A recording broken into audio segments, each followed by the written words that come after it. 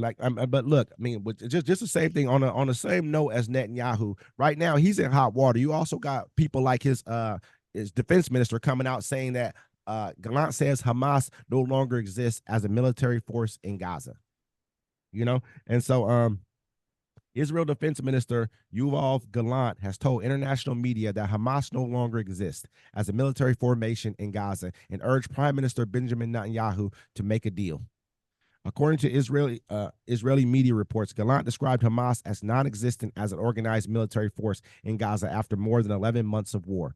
He told journalists, Hamas as a military formation no longer exists. Hamas is engaged in guerrilla warfare, and we are still fighting Hamas terrorists and pursuing Hamas leadership. He also warned that Israel had to choose between a hostage deal and the risk of escalation, and said that only Hamas would benefit from worsening regional conflict. International mediators, including the U.S., have been working for months to get a deal that would see the release of hostages still held by Hamas and end the war in Gaza. It ain't Hamas no more. That's the people.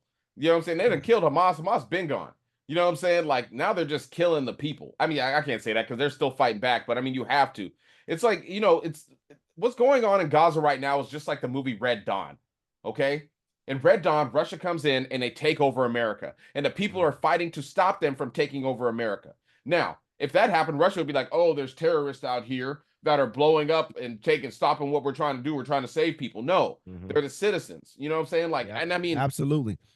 And I think that Gallant is being set up by America and its allies, because I think even the Biden administration, we have such a problem with being able to call out Israel. We cannot call out Israel, especially not during an election year. Whoever does, you're done. They're going to make sure everyone in your party is out of there. Look what they did to Bowman. Look what they did to, what's her name? Bush.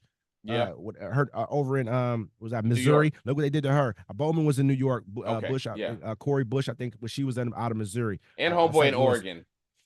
Got rid of their ass. That's great. That should make everybody upset. That should make you wonder, how can a foreign government come in and sway our elections?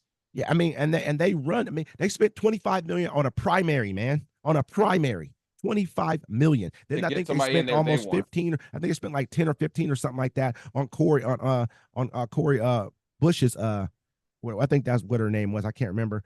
I think they spent that on hers to get her ousted during her primary. You know what I mean? Like, come on, it's just crazy right now. But I believe that we're setting up Gallant to become the next prime minister. I think with these kind of comments that he's making, I think the international community is kind of rallying around him. We're trying to get Netanyahu the hell up out of here. He has a bloodthirst, man. This dude's crazy. Like it's all bad with him being in power right now. They need him out. He just killed a fucking American citizen. We're not doing anything about it. I mean, I would be afraid to go to these countries, not because I know my country don't have my back. Yeah. Well, of course they're not going to have your back. I mean, it was an election year, but I mean, yeah, not especially against that country. They're like, nah, they're going to do. Remember, they attacked with the U.S. Teddy Roosevelt. Was that the boat Israel attacked? I can't remember, but I know what you're talking about. This was back in like the 50s or 60s or something like that. About the 70s and stuff. Because like they showed a guy, the people was protesting, and he was like, F them. And he talked about they attacked them because they didn't want the Americans to see them killing Egyptians at the time. Yep, that's committing a genocide. They came back with gun. I think they came back with helicopters and shooting the people who were on the deck of the boat. They hit it with some type of torpedo. They tried to sink it. Yeah, and America didn't even strike back. We didn't do shit about it, man. And we let it ride out. And they tried to sink it because they didn't, like you said, they didn't want us to see them killing innocent citizens. Yeah. You know what I mean? So they rather try to sink our boat, and then they were going to blame it on someone else. I'm going to keep it, man.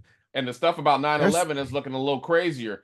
The more stories they put, I don't want to get into it. But it's just we need to do an expose on this, man. I'm trying to tell you, we need to just talk, because it's just factual. What we're talking about is factual. You know what I mean? So I feel like one other thing too, I really want to well, there's one thing